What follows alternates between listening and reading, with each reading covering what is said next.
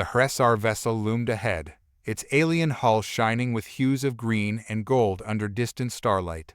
I could feel my pulse quicken as I approached the airlock, adjusting my collar with more care than usual. First contact missions were tricky, delicate maneuvers in the best of times, and I wasn't about to botch humanity's debut with the HFY Empire. Still, there was an itch in my throat that refused to go away. I cleared it quietly, hoping no one noticed. The soft chime of the airlock signaled that my team and I were finally being admitted on board. I shot a glance at Dr. Alan Mayer, my science officer, who gave me a thumbs up, looking as excited as a kid at Christmas. Then the airlock door slid open, and we stepped into the vast, cool expanse of the HFY ship. Major Kalari Zinn, the HFY diplomat in charge of the welcoming delegation, stood waiting for us with her hands folded in a gesture of respect.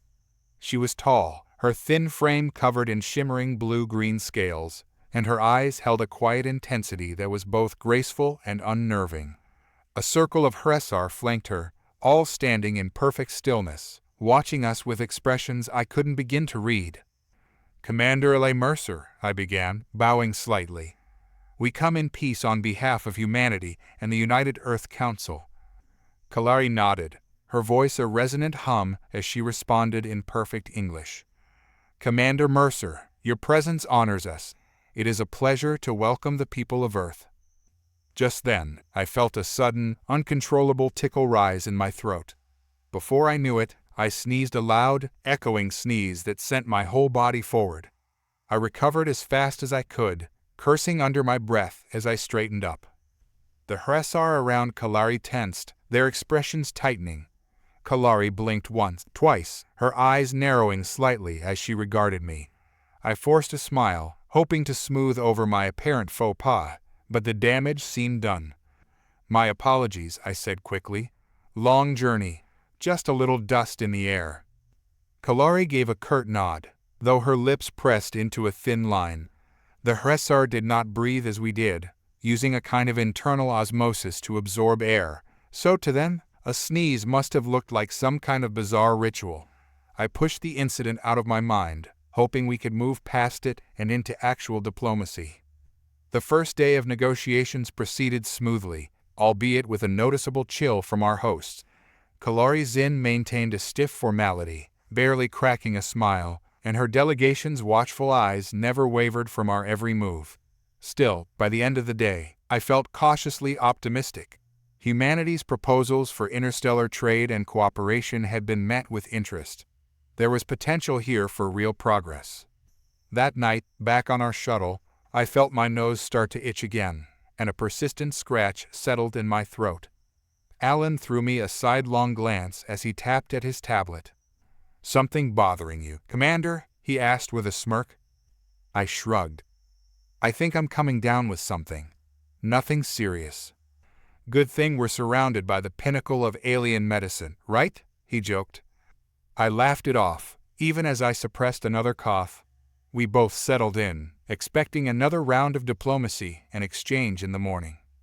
When we returned to the HFY ship the next day, a murmur ran through the HFY delegation as we entered. Kalari Zinn seemed visibly more reserved, her normally composed expression strained as she welcomed us back.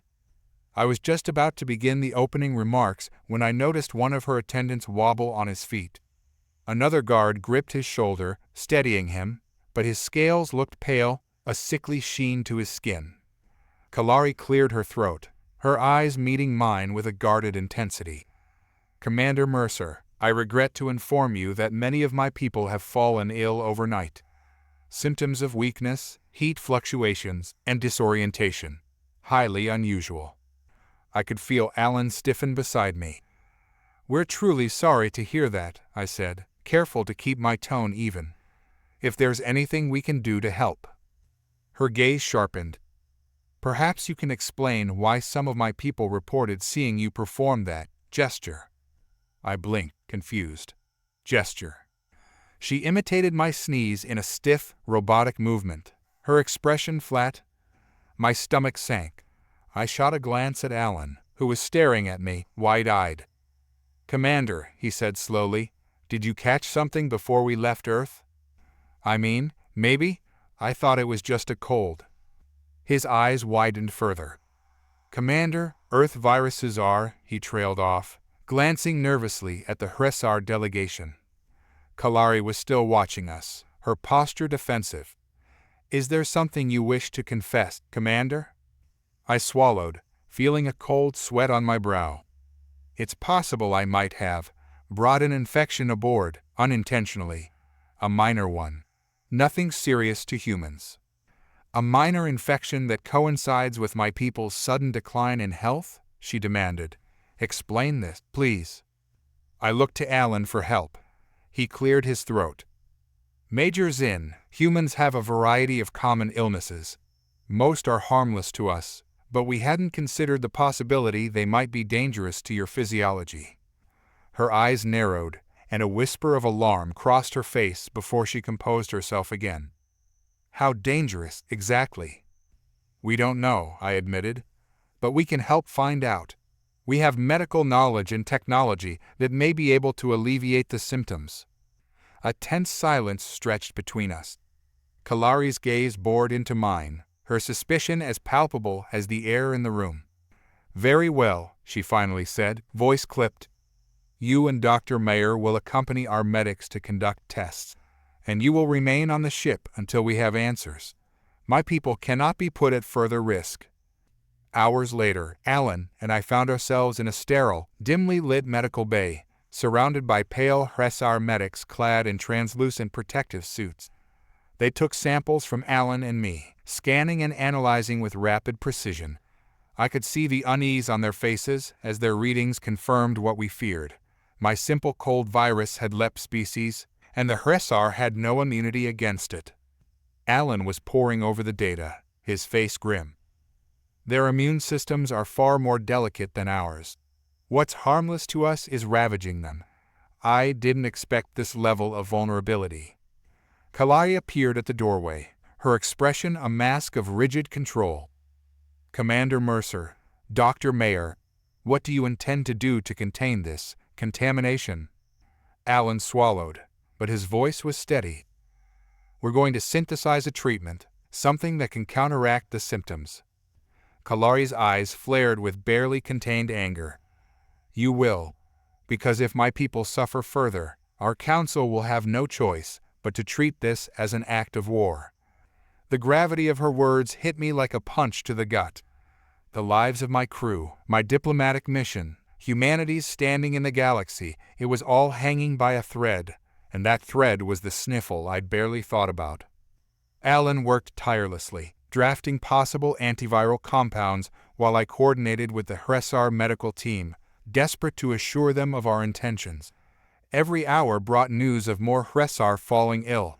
Kalari's gaze grew colder, her patience visibly waning. Finally, Alan handed me a vial containing the first treatment.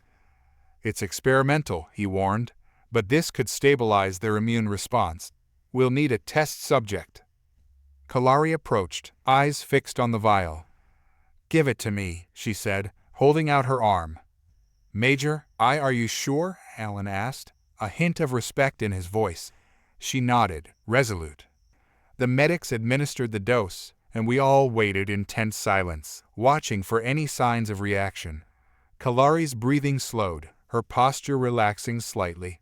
After a few minutes, she inclined her head. It is effective, she admitted, a flicker of relief in her gaze. For the first time since arriving, I saw something other than suspicion in her eyes. Thank you, Major, I said softly. Your cooperation has been invaluable.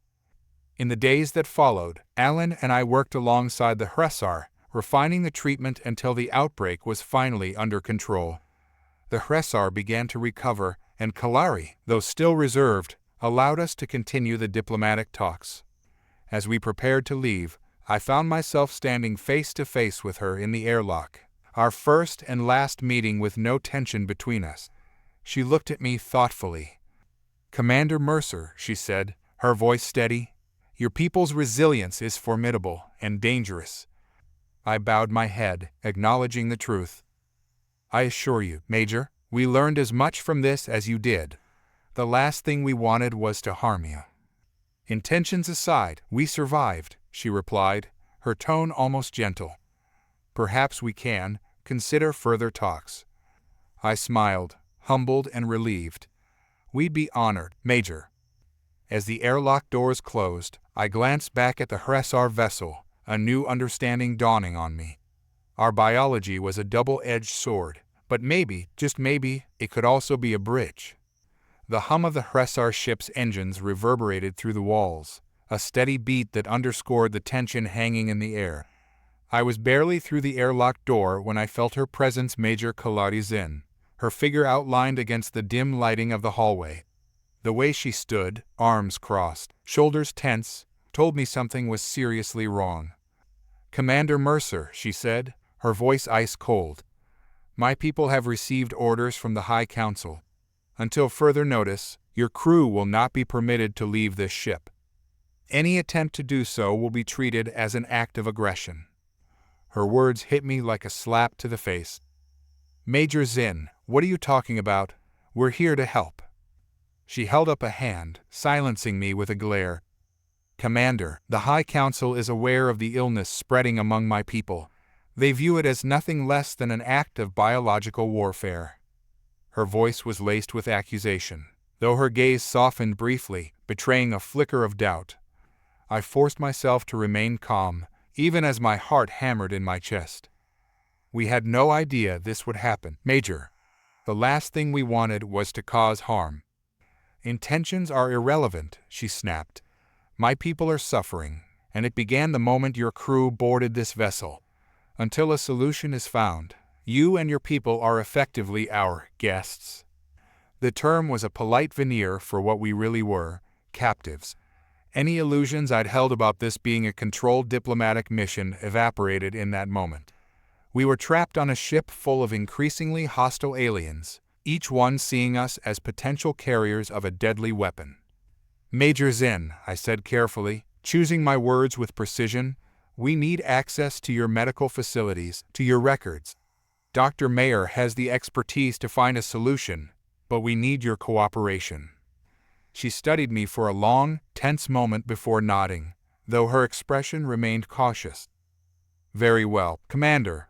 Dr. Mayer may access our labs, but understand this: every step you take will be monitored, and any sign of sabotage will be met with immediate retaliation."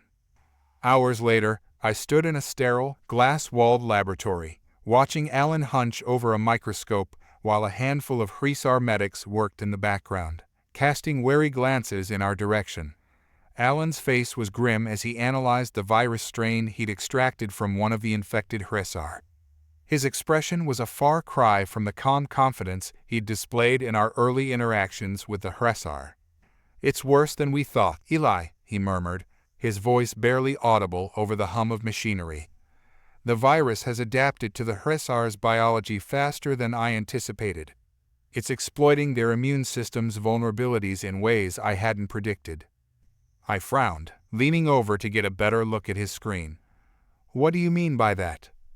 Alan let out a weary sigh. "The HFY immune system operates more slowly than ours, in terms of both detection and response. They've never had to deal with the constant barrage of pathogens we face on Earth. Now, our virus is finding new ways to replicate and spread, almost as if it's learning from its environment." A shiver ran down my spine. "So it's not just a common cold anymore, it's mutating." "Exactly," Alan said, his eyes not leaving the microscope. "And if we don't find a way to contain it, it could lead to severe complications or worse." I rubbed the back of my neck, feeling the weight of our situation settling on my shoulders. Outside the lab's glass walls, a handful of HFY guards stood watch, their expressions blank but vigilant. They were here to keep an eye on us, to make sure we weren't hiding some sinister agenda. I caught the gaze of one guard, who quickly looked away, his face twisting with a flash of resentment. The resentment I understood. What worried me was the hint of fear behind it. Dr. Mayer and I spent the next few days working side by side with the HFY medical team, but our progress was agonizingly slow. Every time we thought we were on the verge of a breakthrough, the virus seemed to shift, adapting to our latest efforts. Each setback only intensified the Hressar's suspicion, and whispers began circulating among their ranks, whispers that we were here to test some biological weapon, that we were the reason their people were falling ill. At one point, Kalari Zin entered the lab, her presence casting a shadow over our work. I was reviewing some data with Alan when she approached, her eyes cold and unyielding. "Commander Mercer," she said, her voice sharp, "some of my people believe you are orchestrating this outbreak, that this is part of some test to measure our vulnerabilities." The accusation hung in the air like a storm cloud. I straightened, meeting her gaze. "Major Zin, you know that's not true. We've been nothing but cooperative, and we're doing everything we can to help." Her expression didn't soften, but she looked away, her voice barely a whisper. "Then prove it. Show my people that your intentions are genuine." I clenched my fists, frustrated but determined. "We will, Major, but we need time, and we need your trust." She hesitated, her eyes narrowing. For a moment, I thought she might turn and walk away, leaving us to work under the cloud of suspicion that had been hanging over us since the beginning. But then she nodded, a small gesture, but one that held a sliver of hope. "Very well," she said, her voice barely audible. "Do what you must." The outbreak worsened. Every day brought more cases, and the Hressar's usual calm, disciplined demeanor began to crack under the strain. Hressar civilians on other parts of the ship were quarantined, and a palpable sense of fear spread through the corridors like a physical presence. The Hressar medics were doing their best to contain the virus, but their resources were limited, and the situation was deteriorating faster than they could adapt. One evening, as Alan and I were reviewing our latest data, Kalari Zin entered the lab, looking exhausted. Her usually pristine scales were dull, and dark circles lined her eyes. "Commander Mercer," Major Kalari Zin said, her voice strained, "I don't know how much longer my people can hold out. We've seen nearly 30 new cases today alone." Her gaze shifted to Dr. Mayer, a flicker of desperation visible beneath her hardened exterior. "If you truly want to help, I need you to prove it." Alan looked up from his workstation, his own face pale and drawn. "Major Zin, we're doing everything we can, but this virus, it's more aggressive than anything I've seen. It's targeting weaknesses in Hressar biology that it doesn't even exploit in humans. We believe it's feeding on compounds unique to your physiology." "Meaning?" Zin demanded, crossing her arms tightly. "It's evolving every time it encounters new Hressar defenses," I explained. "Your people's immune systems just aren't prepared for something like this. It's not your fault, it's just biology. Our worlds evolve separately. This virus has had eons of experience with human bodies, but yours, it's like dropping a new predator into an isolated ecosystem." Zin's eyes flared with anger, but she kept her voice steady. "Then why should my people trust you, Commander? Your kind has brought this horror upon us." I glanced at Alan, searching for the right words. "Because we're not here to make enemies, Major. We're here because of that promise we made, that alliance we wanted to build. But that promise means nothing if we can't work together now. Let us work with your medical teams directly. Full access to the data on your biology, anything we might need. I know that's a risk for you, but I swear to you, if we're going to solve this, we have to trust each other." For a long moment, she stood there, tense and unreadable. But then, finally, she gave a slow nod. "Very well. You will have access to our medical data." She met my gaze, her own full of reluctant trust. "But you understand, Commander, if this goes wrong, I will personally see that every member of your crew is held accountable." Access to Hressar medical data was a breakthrough, but the information proved overwhelming. Their physiology was unlike anything Alan had encountered: complex cellular structures, unique immune responses, and adaptive systems that evolved based on environmental needs. The Hressar biology was advanced, yet in some ways, fragile. They'd never needed defenses against Earth pathogens. Their bodies had prioritized other strengths. Alan's voice was grim as he analyzed the data with the Hressar Medical Council, which included Kalari Zin herself. It was the first time she'd openly collaborated with us. and though she remained aloof, the fact that she was here at all was a minor victory. He adjusted the display screen, projecting microscopic images of the virus as it interacted with HFY cells. The virus is attaching to receptor sites specific to certain HFY compounds, he explained. It's as if it's found a shortcut to bypass your immune responses. To stop it, we need an antiviral that targets these receptors without damaging the cells themselves.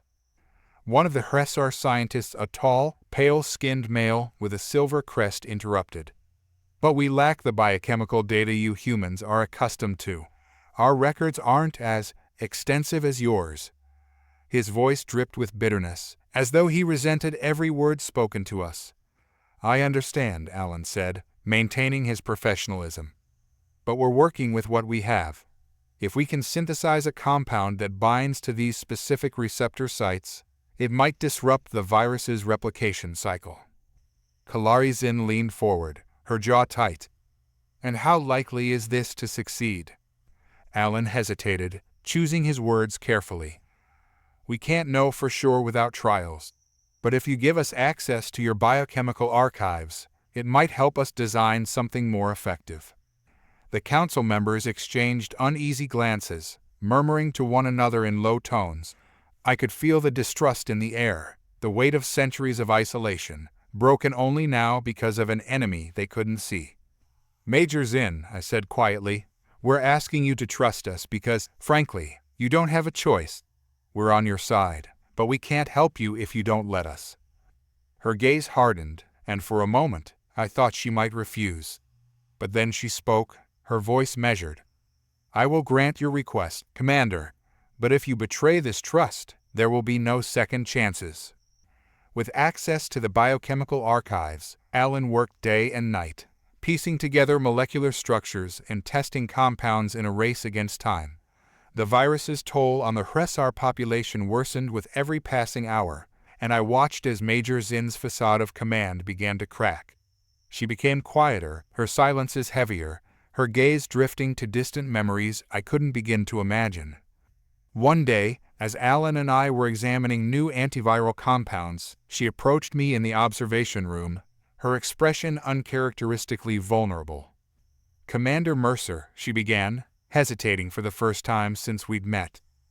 I have lost 3 family members to this plague, and if we do not contain it, there may be no one left of my line. Her admission caught me off guard, and for a moment, I didn't know what to say. Major Zinn, Kalari, I'm so sorry. We never meant for this to happen. She looked away, her gaze fixed on some distant point beyond the observation window. Intention matters little to the dead, Commander, but, she paused, her voice lowering. If you truly wish to help, I am willing to trust you if only for the sake of those who still live.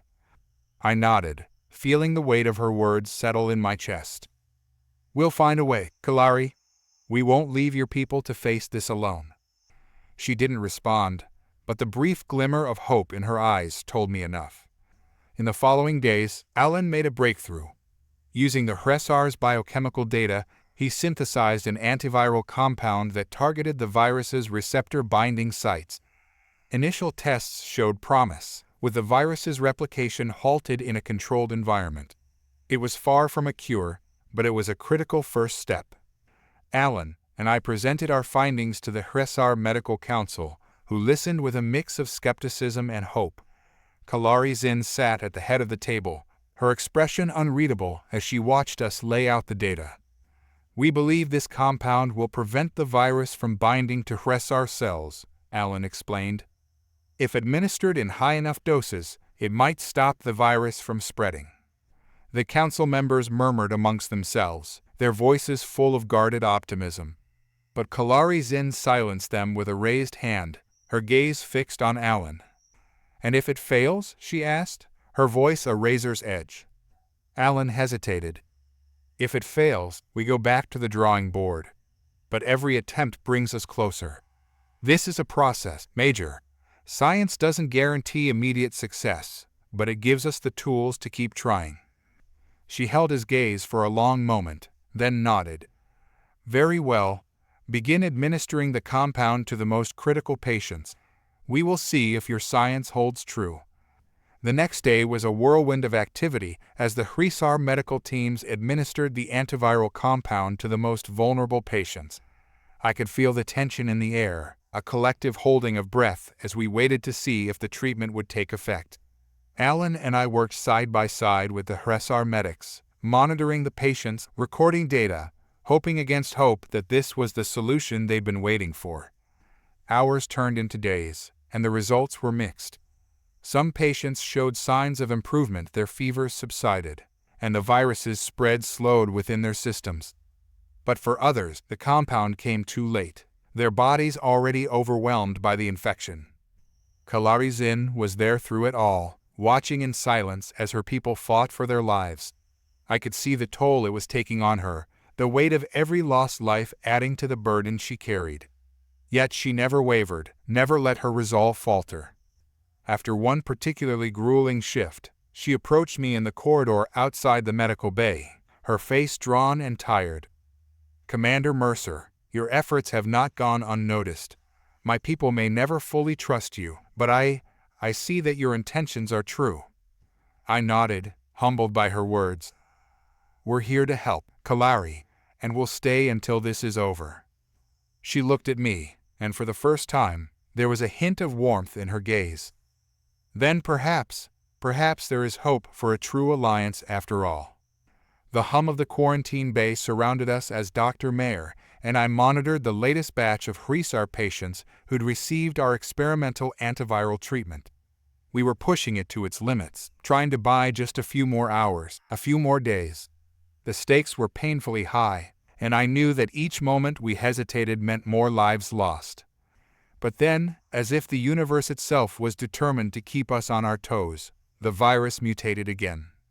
"Damn it," Mayer hissed under his breath, watching the latest scan display the virus's new form with a fiercer virulence. The revised strain of the pathogen attacked its host faster, inducing seizures, muscle spasms, and an intense fever in the infected HFY. I glanced at him. "What are our options?" He scrubbed a hand over his face. "Options? You mean the options that don't involve outright guessing? That list is dwindling, Commander." He lowered his voice. "We're in a tight spot here. We need a breakthrough, and we need it now." And then I saw her, Kalari Zin, leaning against the wall, her usually stoic face showing signs of fatigue. Her movements were slower, her gaze dimmed by a shadow of pain that I hadn't seen before. My heart sank as I realized the inevitable: she was infected too. My mouth went dry as I walked over to her. "Kalari, are you feeling all right?" She looked up, her eyes betraying the first hint of vulnerability. "It's nothing, Commander Mercer," she replied, though her voice was weaker than I'd ever heard. "There are more pressing matters than my condition." "You're not just another HFY to me," I said, the words coming out before I could stop myself. "And I need you on your feet. We all do."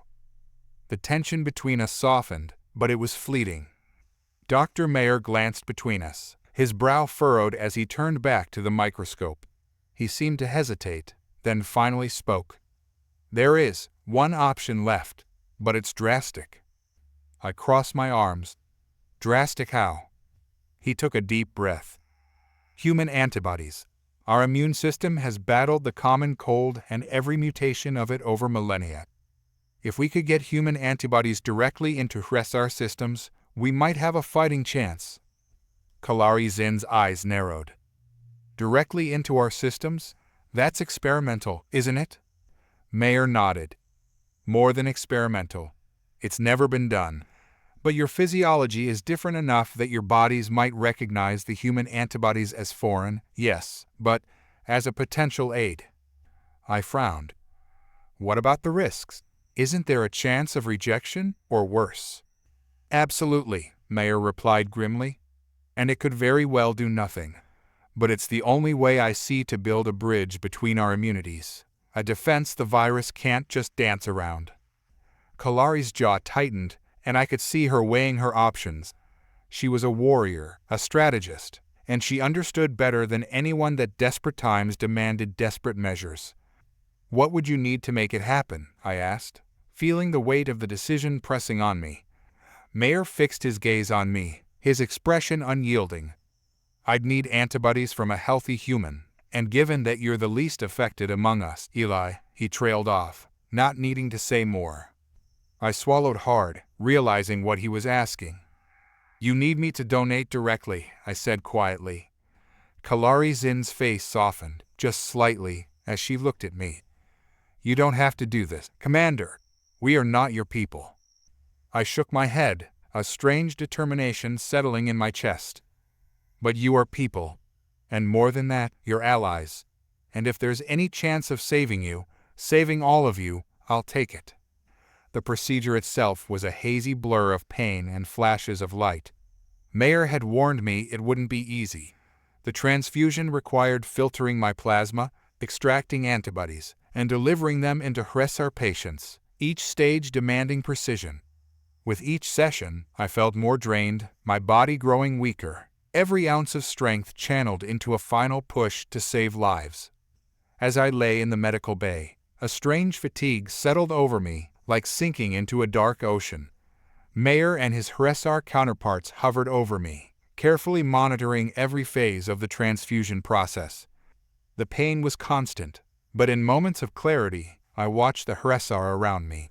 Some looked at me with curiosity, others with suspicion, but there was something else there now, a glimmer of gratitude, of hope. I clung to that, letting it fuel me, pushing me to endure the discomfort. Kalari Zin visited me often, and each time she looked a little stronger. The treatment was working, her fever was subsiding, her energy returning. Her recovery was the one thing that made the suffering worth it. The image of her face, etched with gratitude, was the last thing I saw before darkness took me. When I finally woke, it was to the sound of hushed voices and the hum of medical equipment. The world felt heavy, my body achingly sluggish. I blinked, disoriented, before realizing that Kalari Zin was standing at my bedside. Commander Mercer, she said softly, her voice warm with relief. You're awake. I tried to smile, though my body protested every movement. Looks like the procedure worked.